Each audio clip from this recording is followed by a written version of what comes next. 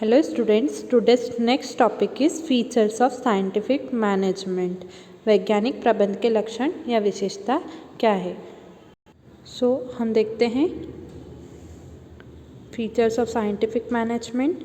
It is a systematic and objective approach to handle management problem. अर्थात यह प्रबंध की समस्या को संभालने के लिए एक व्यवस्थित और उद्देश्यपूर्ण दृष्टिकोण है। अर्थात अगर मैनेजमेंट में या ऑर्गेनाइजेशन में कोई प्रॉब्लम आती है तो मैनेजमेंट की हेल्प से मीन्स साइंटिफिक मैनेजमेंट की हेल्प से हम सारी प्रॉब्लम्स को हैंडल कर सकते हैं, हमारे सारे ऑब्जेक्टिव्स को भी हैंडल कर सकते हैं। इसीलिए प्रबंध या मैनेजमेंट की हर प्रॉब्लम को सॉल्व करने के लिए साइंटिफिक मैनेजमेंट एक सिस्टमेटिक और ऑब्जेक्टिव अप्रोच है। Second point that is it consist of observation and analysis of each task. अर्थात इसमें प्रत्येक कार्य का अवलोकन और विश्लेषण शामिल होता है। अर्थात मैनेजमेंट में आई प्रॉब्लम या मैनेजमेंट के हर एक्शन को हम ऑब्जर्व कर सकते हैं, उसे एनालिसिस कर सकते हैं, हर टास्क को फील कर सकते हैं, देख सकते हैं और फिर उस पर डिसीज़न ले सकते हैं। इसीलिए यह प्रत्येक कार्य का अवलोकन और विश्लेषण शामिल करता है, मतलब ऑब्जर्वेशन भी करता है और एनालिसिस भी करता है। Third point, it attempt to develop each workers to his greatest efficiency. अर्थात यह प्रत्येक कार्यकर्ता को उसकी सबसे बड़ी दक्षता के लिए विकसित करने का प्रयास करता है। मीन्स हम साइंटिफिक मैनेजमेंट की वजह से हर पर्सन की एफिशिएंसी को बढ़ा सकते हैं और डेवलप कर सकते हैं, जिसकी वजह से वर्क स्मूथली होता रहता है। इसीलिए साइंटिफिक मैनेजमेंट प्रत्येक कार्यकर्ता को उसकी सबसे बड़ी कार्यकुशलता, सबसे बड़ी दक्षता के लिए विकसित करने का प्रयास करता है, उसकी एफिशिएंसी को डेवलप करता है, बढ़ाता है।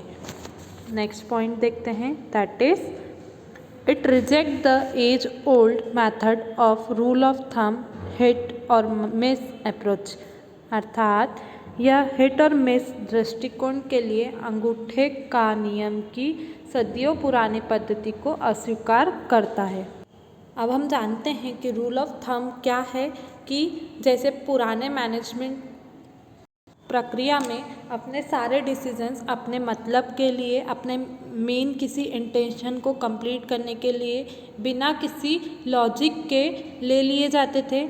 हर डिसीजन को बिना किसी लॉजिक के लिया जाता था, जिससे बेनिफिट कम होता था, या हम कह सकते हैं कि वो जो डिसीज़न लिया है वो गोल अचीव करने के लिए नहीं होता था, सिर्फ अपना मतलब पूरा करना होता था, उसे अपनी जिम्मेदारी पूरी करने से मतलब होता था, सिर्फ एक डिसीज़न लेना है और काम ख़त्म होना है, ऐसे ही मानकर मैनेजर्स जो होते थे वो डिसीज़न ले लिया करते थे।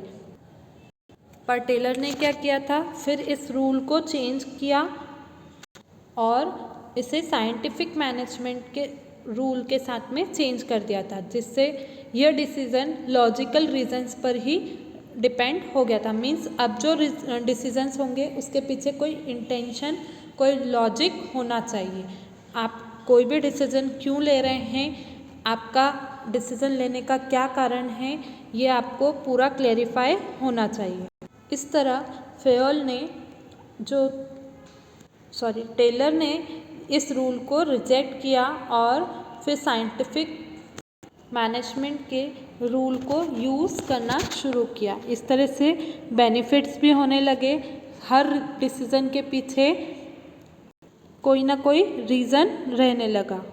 नेक्स्ट पॉइंट देखते हैं, it attempt to discover the best method of doing a work at the lowest cost and avoid wastage of labour and resources. अर्थात यह सबसे कम लागत PR कम करने का सबसे अच्छा तरीका खोजने का प्रयास करता है और संसाधनों की बर्बादी से बचाता है। अर्थात साइंटिफिक मैनेजमेंट की मदद से हम सबसे बेस्ट मेथड को चूज़ करते हैं, यानी सबसे अच्छी टेक्निक या अच्छी तरकीब निकालते हैं कि कौन सा वर्क, कोई भी वर्क जो है वो कौन सी अच्छी मेथड से, कौन सी अच्छी तकनीक से कर सकते हैं जिसमें कि सबसे कम लागत लगे और वेस्टेज भी कम हो और रिसोर्सेज का भी यूज़ पूरा हो जाए, मतलब संसाधनों का भी पूरा यूज़ हो जाए और उनकी बर्बादी कम हो। इसीलिए scientific management attempt to discover the best method of doing a work at the lowest cost and avoiding wastage of labor and resources। ये सबसे ज़्यादा प्रोडक्शन करने में हेल्प करता है और बेस्ट मेथड को चूज़ करता है, साथ ही साथ लेबर का भी वेस्टेज को रोकता है, बचाता है और रिसोर्सेज के भी वेस्टेज को रोकता है। नेक्स्ट पॉइंट देखते हैं, that is under scientific management there is equal distribution responsibility between managers and workers. अर्थात वैज्ञानिक प्रबंध सिद्धांत के तहत प्रबंधकों और श्रमिकों के बीच समान वितरण जिम्मेदारी है। अर्थात साइंटिफिक मैनेजमेंट की वजह से सभी के बीच में, चाहे वो मैनेजर हो चाहे वर्कर्स हो, सभी के बीच में इक्वल डिस्ट्रीब्यूशन होने लगा, रिस्पॉन्सिबिलिटी भी इक्वली होने लगी।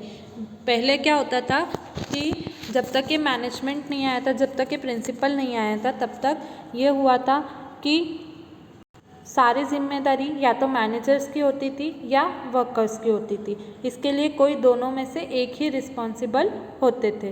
पर जब टेलर ने ये प्रिंसिपल्स इन्वेंट किए या कंट्रीब्यूट किए, इसके बाद से ये रिस्पॉन्सिबिलिटी दोनों में डिस्ट्रीब्यूट की गई, इक्वली डिस्ट्रीब्यूट हो गई, जिससे किसी के ऊपर भी बर्डन ना आए या किसी को भी ऐसा फील ना हो कि उनके ऊपर लोड है या only they are responsible for that activity. Next point देखते हैं, that is it involves a complete change in mental attitude of workers as well as management. अर्थात इसमें प्रबंध के साथ साथ श्रमिकों के मानसिक दृष्टिकोण में पूर्ण परिवर्तन शामिल है। साइंटिफिक मैनेजमेंट जो है वो प्रोडक्शन एक्टिविटी को या प्रोडक्शन की इफ़िशियंसी को इंक्रीज़ करने की कोशिश करता है। इसीलिए ये एक मेंटल एक्टिविटी है जिसके थ्रू हम प्रोडक्शन को कैसे इंक्रीज़ कर सकते हैं, कैसे उसमें इंक्रीमेंट ला सकते हैं, कैसे उसको इफ़ेक्टिव बना सकते हैं, उसमें इफ़िशियंसी ला सकते हैं, ये देखने का काम साइंटिफिक मैनेजमेंट में मैनेजर्स का होता है। साथ ही साथ ये बताता है, ये प्रिंसिपल ये बताता है कि प्रॉपर इफ़िशियंसी के साथ में प्रोडक्शन होने के साथ वर्कर्स के जो एटीट्यूड होता है उसमें भी चेंजेस आ सकते हैं। और अगर प्रोडक्शन इफ़िशियंसी के साथ में होगा, प्रॉपर होगा, तो मैनेजमेंट के एटीट्यूड में भी चेंज आएगा, मैनेजमेंट के बिहेवियर में भी चेंज आएगा और वर्कर्स के बिहेवियर में भी चेंज आएगा। इसीलिए it involves a complete change in mental attitude of workers as well as management. Next point पे आते हैं, it assumes that production can be increased by paying higher wages for higher productivity. अर्थात यह मान्यता है कि उच्च उत्पादकता के लिए अधिक मजदूरी देकर उत्पादन बढ़ाया जा सकता है। जैसे कि अभी हमने पढ़ा कि यह जो मैनेजमेंट है वह एक मेंटल एक्टिविटी को भी चेंज करता है। इसीलिए यह मानता है कि जो प्रोडक्शन है उसको अगर हमें बढ़ाना है, इफ़ेक्टिव बनाना है या उसे इफ़िशिएंट बनाना है, तो हम उसके लिए जो वर्कर्स हैं उनको हायर वेजेस भी दे सकते हैं, उन्हें मोटिवेट भी कर सकते हैं और ऑर्गेनाइजेशन की प्रोडक्टिविटी को भी इंक्रीज़ कर सकते हैं। अगर वर्कर्स को हायर वेजेस मिलेंगे या वर्कर्स सेटिस्फाइड होंगे तो प्रोडक्शन भी बेटर होगा और हम हमारी प्रोडक्टिविटी को भी बढ़ा पाएंगे।